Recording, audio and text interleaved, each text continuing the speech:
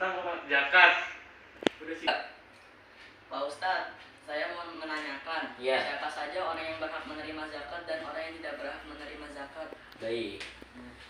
Pertanyaan yang bagus ya. Jadi siapa saja orang yang menerima zakat atau orang yang berhak menerima zakat? Itu ada 8 golongan ya. Yang pertama fakir, yang kedua miskin, yang ketiga amil atau orang yang mengurus zakat tersebut, yang keempat mu'alaf, yang kelima orang yang sedang dalam hutang atau terlilit hutang ya.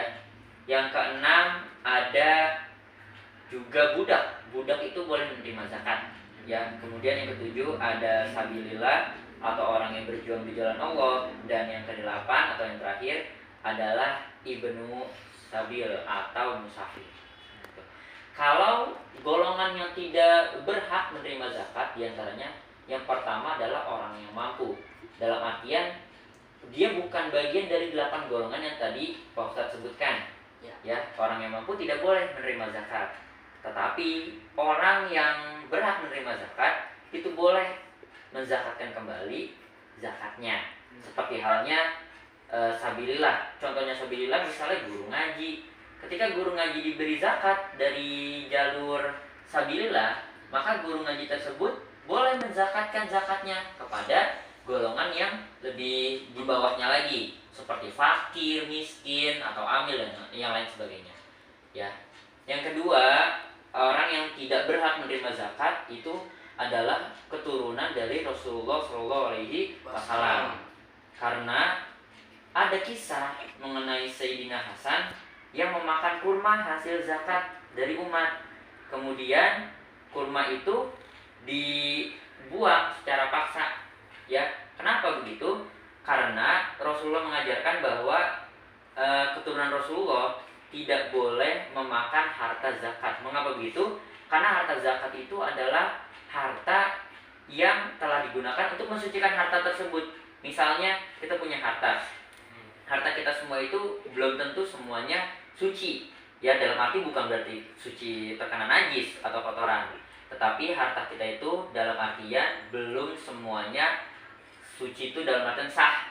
Ya, diambil dengan cara yang benar, datang dengan cara yang halal atau yang baik gitu ya. Bisa jadi dari bos atau dari atasan menggunakan cara yang salah, kemudian diberikan kepada kita atau kepada orang tua kalian dengan cara yang benar. Ya, maka sebagian dari harta itu ada yang dinamakan harta-harta yang kotor. Kemudian zakat difungsikan untuk mensucikan harta tersebut. Ya, dari beberapa harta yang mungkin tidak tahu asal muasalnya dari mana, tidak tahu harta ini tuh benar-benar ya dari pekerjaan ayah kalian atau pekerjaan ibu kalian atau tidak, maka zakat itu difungsikan untuk mensucikan harta tersebut.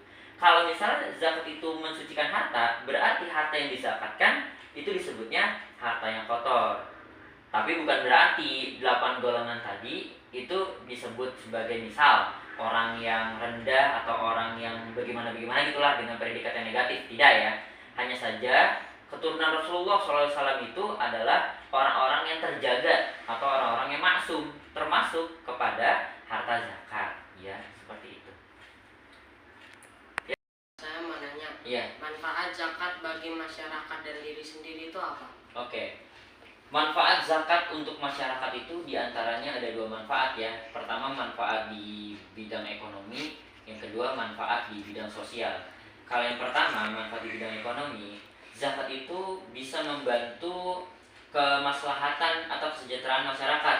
Ya, orang-orang yang gak mampu itu bisa tertolong hidupnya dengan adanya zakat. Gitu. Untuk bidang sosialnya, zakat itu mempererat tali silaturahmi. Ya, membesarkan rasa kasih sayang kita kepada sesama muslim, rasa peduli, rasa empati kita terhadap saudara-saudara muslim. Nah, itulah salah satu manfaat zakat bagi orang-orang yang diberikan zakat atau orang-orang yang menerima zakat.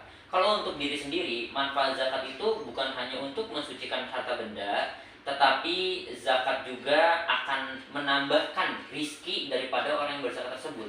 Sesuai dengan hadis riwayat Muslim, barang siapa yang mengeluarkan hartanya di jalan Allah atau dalam kurung untuk berzakat, maka hartanya itu tidak akan berkurang.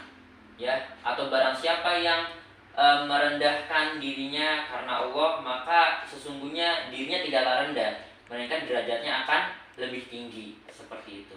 Atau di dalam hadis riwayat At-Tirmizi dijelaskan, seorang muslim yang menunaikan zakat maka akan dibuka pintu rizkinya dan dihapuskan segala kesalahan-kesalahannya, seperti itu.